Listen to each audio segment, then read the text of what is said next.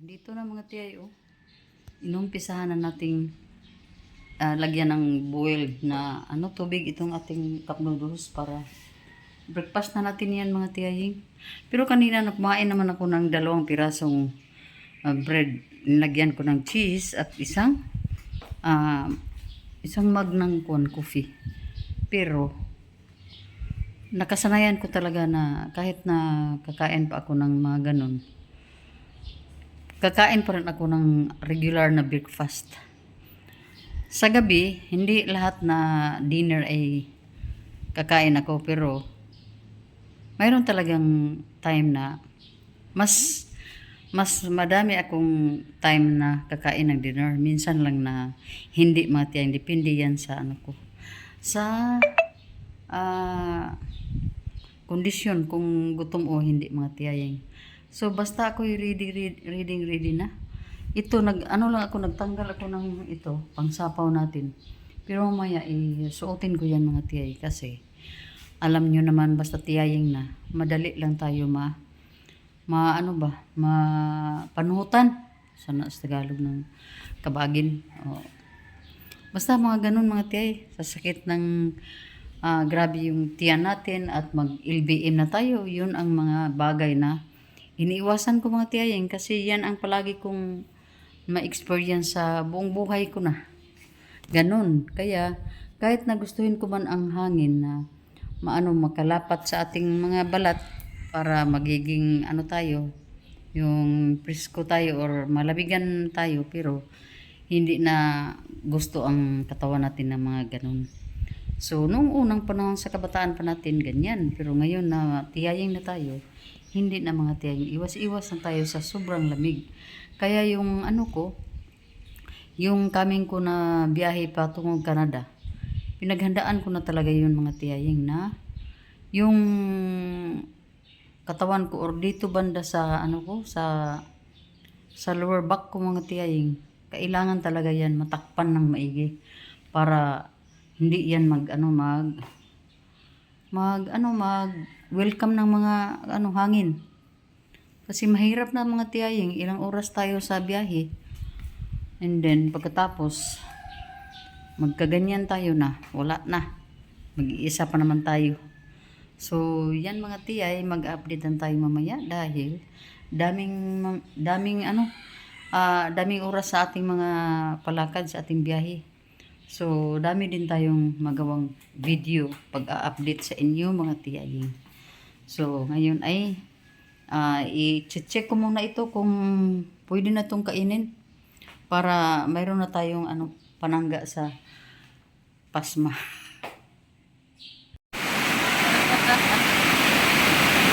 Suwon dagad ka. Jol! Dako na yung baboy ihaw? Ito na ta? Si Sanit. Ito na. Tanaday ta. Adto na bi, Jol, Ding. Salamat kayo sa paniords. Gani, muwa na po ni. Alis na tayo dito mga tiyahing kasi medyo wala na ang ulan. Umupa na si ulan. Dahil dito tayo kanina, dumaan, papasok. Dito din tayo mag-exit.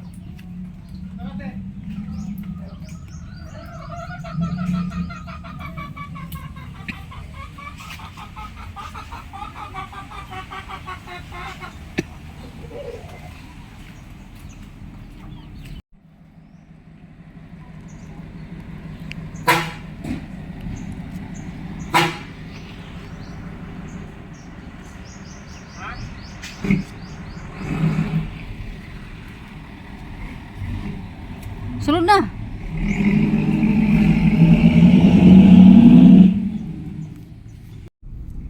Halubang hapon. Magandang hapon sa lahat. Nandito na tayo sa daan sa sa highway na tayo sa Muswan. Sa Muswan, Bukidnon. Pauwi na tayong bahay. Ayan busy ang highway kasi may may graduation sa high school dito sa CMU.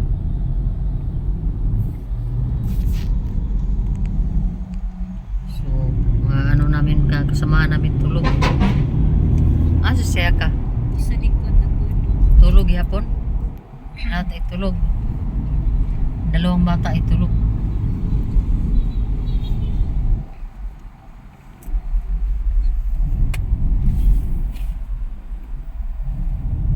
Hello mga tiyaying, magandang hapon sa inyong lahat.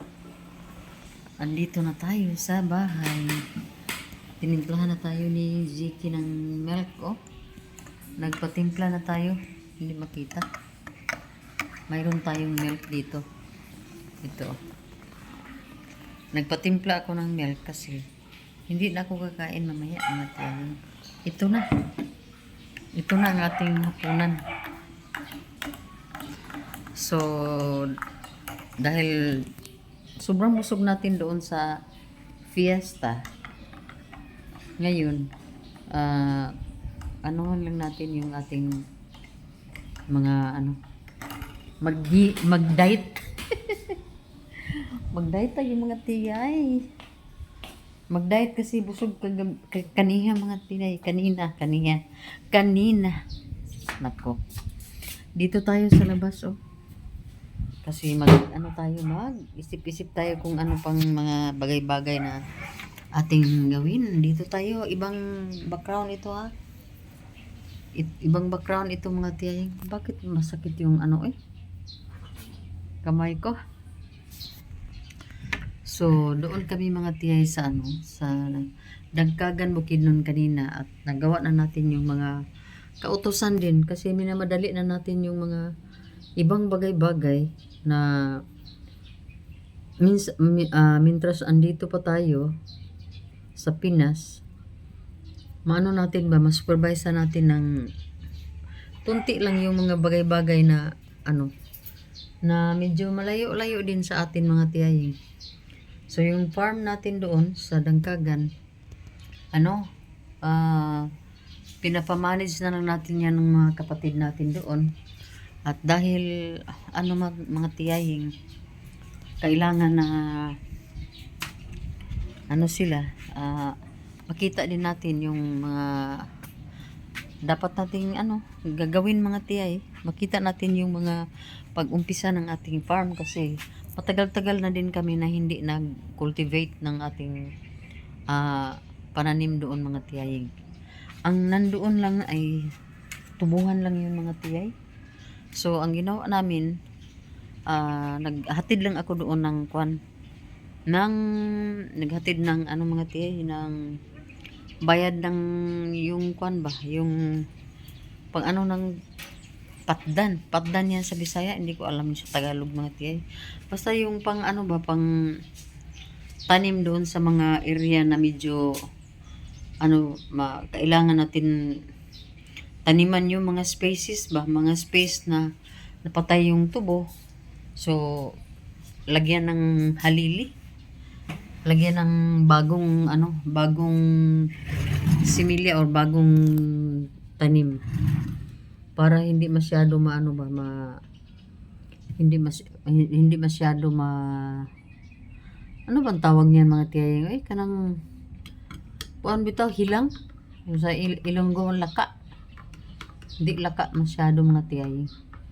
So nagbigay din tayo ng instruction para kung sakali sila na ang ang gagawa or mag-supervise na na lang, alam na natin kung ano ang gawin din natin mga tiyaying kasi nalaman ko na ganito kadami yung fertilizer na kailangan namin bilhin at saka yung mga yung mga pampatay ng mga grass, yung mga bang tawag niya, pang spray para sa damo. And then basta ang dami pang mga gawin doon sa farm. So after niyan siguro mga ilang buwan yun tapos na. Then antay na lang tayo sa susunod pa sa malapit na harvest. So nakapag na tayo doon, nakapagbigay na tayo ng instruction at nakapagbigay na din tayo ng ng pira doon sa kanila mga tiyay para sa pambayad natin. So yun mga tiyay. And then dahil andito na kami sa bahay, ko ngayon ay may milk na tayo. Ito ang milk na binili kong Anlin Gold. 5 times ano to? Basta Anlin 5 times gold. Yan. Kasi yun ang mga milk na kailangan din natin mga te para sa ating mga buto-buto. Para mayroon tayong resistance sa mga sa mga bagay-bagay na makapagbigay sa atin ng ang kahinaan sa ating katawan. So, medyo mayroon ng ulan mga tiyayang bumagsak na ng pabagya ang ulan. So, tayo siguro ay aakit na siguro tayo doon pasok na siguro tayo doon sa loob. And then, wala na. Kasi yung mga bata, sila na yung mag-asikaso ng kanilang pagkain para sa dinner. Kasi mayroon namang kanin at mayroon namang mga ulam dyan. Kung gusto nila ng ng mga canned goods, mayroon naman tayong biniling canned goods. So, depende na sa kanila. Mayroon din namang hotdog na binili kong malalaking mga hotdog. Nandiyan naman sa ref. Mayroon na din naman karne. So, depende lang sa kanila yung mga tiyay. So, tayo ay pinalaylay ko na lang ang buhok ko dito mga tiyay kasi medyo malamig. Tinanggal ko yung natin, yung overcoat. Magandang hapon sa inyong lahat. Sa lahat ng mga tiyaying, sa mga tiyuyin. Ito ay ang bulakla, ang halaman ko na dito nakalagay sa loob, pero inano ko na dyan sa labas ko na dito ba sa para naman siya maulanan. Kasi iba yung ulan at saka iba rin yung dilig mga tiyaying. Kasi kung dito lang yan sa loob, buhusan ko na lang yan palagi tong yung lupa sa kanyang pot. Pero kung dito siya, siya talaga ang dahon niya ay makatikim din ng mga basa ba. So ang weather natin ay maulan. Kaya hindi ako nakapunta sa likod para tapusin ang mga ginagawa ko doon kahapon. Dito lang tayo sa loob ng bahay. Hindi din ako nakapag-video kanina mga tiyaying kasi nagpapahinga. At ngayon, si Ziki ay aking inuutosang linis ng magkarwas. Para din matuto din sila sa mga trabaho na kailangan din nila matutunan mga tiyaying. So, sabi ko sa kanya, iwasin mo, di ako makapunta doon mga tiyaying. Umuulan yan. Umuulan ang dito. Ayan na pala si Ziki Boy.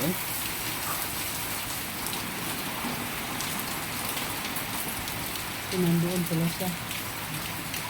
Nagwasi. So, kailangan sila na turuan sa mga trabaho din para walang problema. Mamaya ako ay magwashing na naman ako dito sa ating mga pinagkainan. Pero kunti lang naman yan mga tiyay.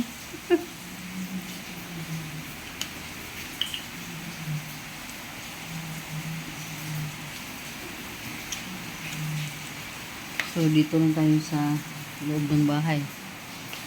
Kung kailan umulan, yun na ang pag-umpisa ko na namang magdampot ng phone natin at magbibideo. Basta ganito lang ang ulan Kaya kaninang umaga hindi ako nakapunta sa church. Dahil umaga pa lang, mayroon ng mga ulan. So, kahit na ngayon, ang gusto ko sana magpitas ng manguha ako ng mga malunggay doon sa likod. Kasi gusto kong maggulay. Ang problema ko, yun na, umulan na at ako'y medyo nag-iingat sa mga galawan natin diyan sa kung basa, maputik yung natin, ang lupa. baka naman ma-slide na naman tayo diyan. Maano pa naman, hindi pa naman masyado magaling itong ating tuhod. So, sa ngayon mga tiyay, pinagmasdan ko lang itong mga kalangitan natin yan. Mga tiyay, oh. Ganyan ang, ano natin, ang panahon, ang weather natin. Kaya doon sa farm namin sa Dangkagan, hindi magalaw-galaw ng mga, ano, ng mga taga-trabaho. Ang ano, ang tubuhan na sana umpisahan ng ano, linisin dahil araw-araw umuulan. Hindi naman pwede na magtrabaho sila na maulan kasi hindi natin ano masyado yung oras ba sa pagtrabaho. Arawan pa naman sila mga tiyaying, at pagkatapos naman hindi pa masunog yung ano, yung mga dahon ng tubo dahil basa. So, pinabayaan lang muna. Ang ginawa nila, araw-araw lang sila pumunta dito para tingnan kung may mga hayop ba o mga kalabaw o baka na pumupunta at inano doon. Sa pagtagalog anang ano ba? Tugway mga tiyayeng ba? So, yun lang ang Tagalog. Hindi ko naman yan maintindihan. So, yun mga tiyay, oh. Di ba? Yan. Mga tiyay. Patuloy pa rin ang ating pagluto sa dinner natin, oh. Fry ko lang ito mga tiyay kasi yung mga bata ayaw ng mga gusto nila fried lang.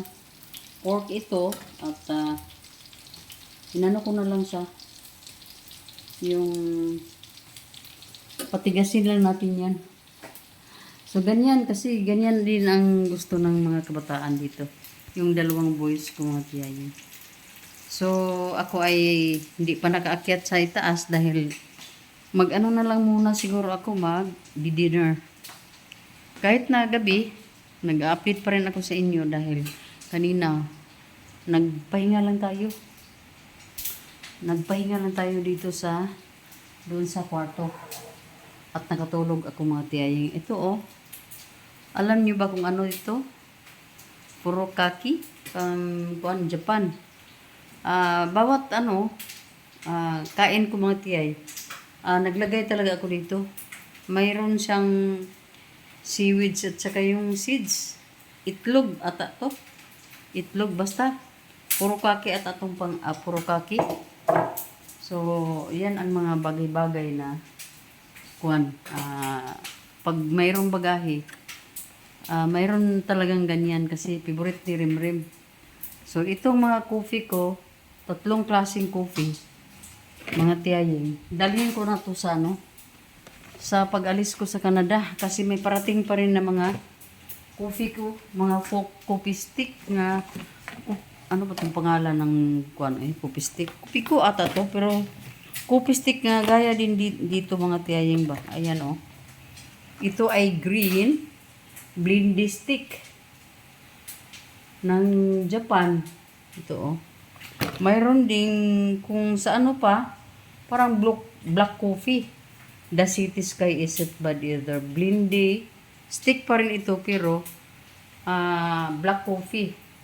Mayroon ding ito blindy stick pa rin pero mga tiyaying brown. Hindi naman to hindi to kukwa. Coffee talaga to sila mga tiyaying. So, pag sa umaga, nagkakape ako niyan, inaano ko na lang ba? Pero sa gabi ngayon, ang inumin ko mga tiyaying, iinom talaga ako ng milk sa ngayon.